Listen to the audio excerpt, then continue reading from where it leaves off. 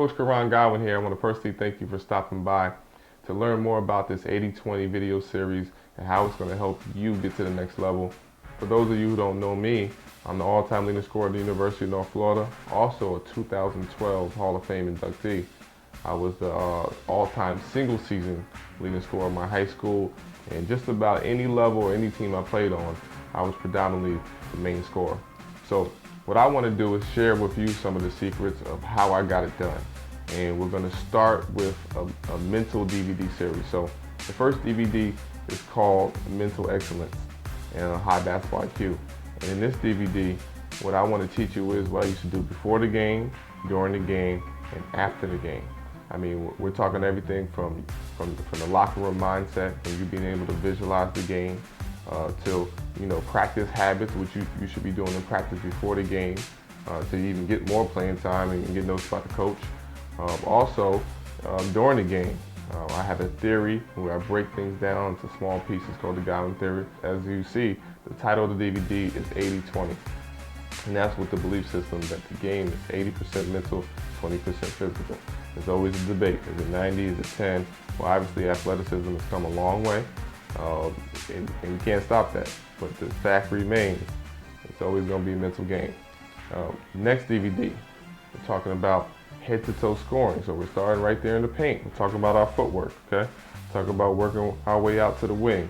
We're talking about two-ball drills. We're talking about, combination drills that's going to not only include your ball handling, but also work on your footwork and your shooting. So we're bringing everything together.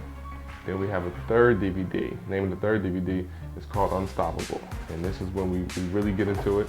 I'll start talking about more advanced things like playing off contact, scoring off contact, finishing off contact, and also shooting the ball off contact. A lot of people don't practice this, and then when it comes toward the game, they either shy away from contact or they just don't know how to deal with it. We talk about scoring off the dribble. If you can score off the dribble, you're going to get points, you're going to get buckets, and you're going to be a threat anywhere on the floor. Also, we talk about moving without the ball. A couple things you have to do. Once you get your footwork down packed, you got to be able to go get around screens or fade or even read that screen. So we're going to talk about that. This is just a comprehensive video series that's really going to make you a threat on the floor if you apply all these principles and you put in that hard work. All right. So you have your free DVD download, which you're going to scroll down and go ahead and download that free of charge. Then you have the DVD series, which includes those three DVDs: Mental Excellence, Head-to-Toe Scoring, and also Unstoppable. Well, if you're anything like me, there's always two questions that I ask whenever I go to learn something. Number one is, who am I learning from? Number two is, what has that person accomplished? I told you little things about me before, and of course, if I just give you my resume, it's going to sound great. I started the game at the age of 8. I ended my career with a preseason draft workout with the Orlando Magic. So even though I was very successful in the game of basketball, there were some bumps in the road. So with these bumps, most people call them setbacks, but I tend to look at them as setups. One of the things you learn through basketball is to play through adversity. You gotta play through it, As my coach used to say, that's life on the road. Sometimes things go your way, sometimes they don't.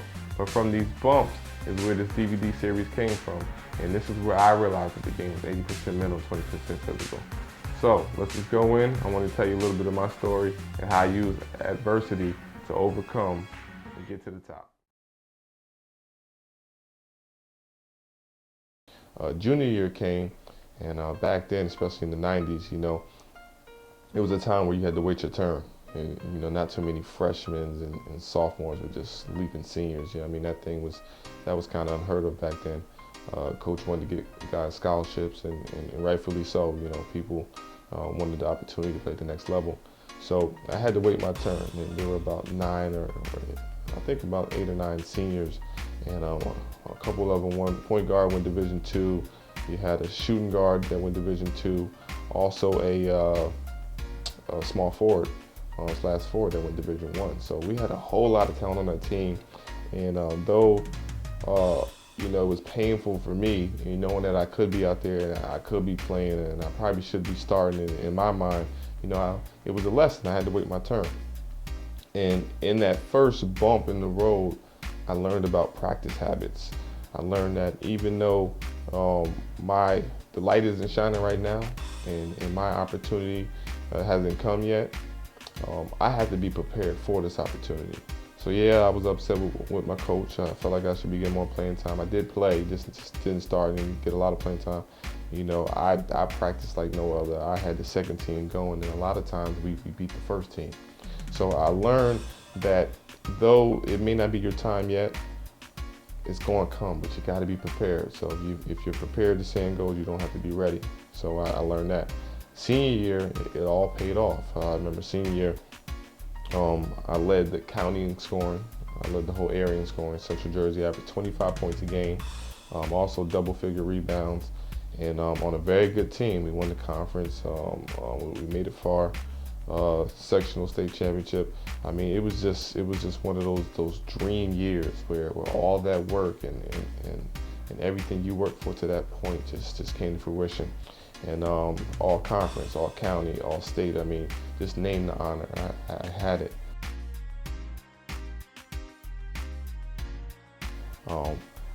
After that year, though, there was another bump in the road.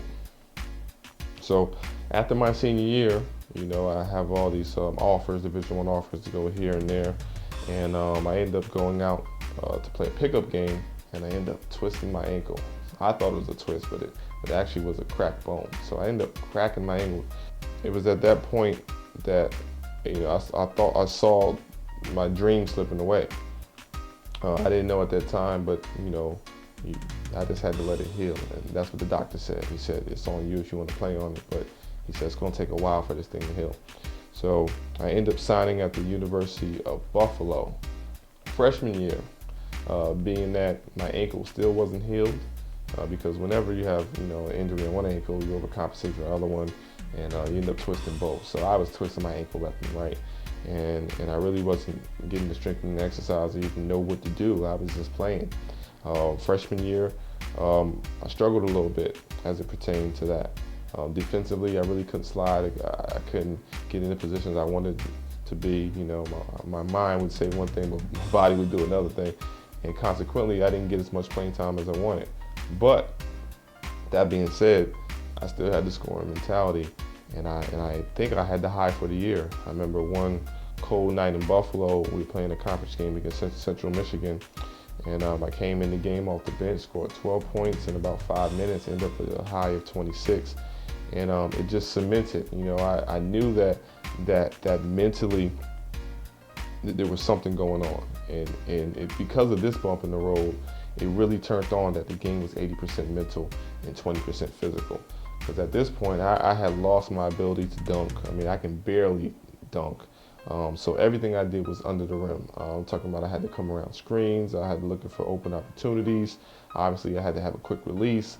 And all the things I learned from just my personal training and just coming up, I mean, I just had to use everything. But it made me a better basketball player. So that freshman year bump in the road just helped me, and the light just turned on as into what I need to be doing, and studying film and getting to the next level. So after Buffalo, you know, it was just too much snow for me, and I had to go south. So I ended up accepting another offer from the University of North Florida, and everything went great. I mean, they had a great physical therapy program down there, and I started to get my athleticism back. I mean, I'm playing, and I just played at a high level. But it was because of that bump in the road at Buffalo and battling through that ankle injury that I got so much better. You know, I wasn't just that high-flying athlete anymore. I was a guy that was getting his athleticism back and also able to score a variety of ways. You know, I can go, you know, if you gave me 2 dribbles, I can score from anywhere. So I ended up being all-time leading scorer at the University of North Florida. And after that season, you know, everything was up. And after my senior year, I had the honor and the privilege of getting called up by the Orlando Magic. They heard about me, and they wanted to see me in person in a pre-draft workout. This was the honor of a lifetime. Obviously, everybody grows up just wanting to make it to the NBA, and I actually had the director of player personnel, you know, call for me. So it was a great experience. I got to meet the staff, Lando Magic, also Amari Stoudemire. That was his first workout because he was a Florida kid and in the area. He ended up going to Phoenix, get drafted by Phoenix, but that was his first NBA workout, if I'm not mistaken. And that experience, being that I knew in my mind I couldn't go anymore, that experience marked the pinnacle of my career. And I was just at a point in my life where I said, okay, I can no longer play. I mean, I can barely get through my senior year as far as my ankles go. At that point in time, I sprained them both probably over 60 times. I mean, it was ridiculous.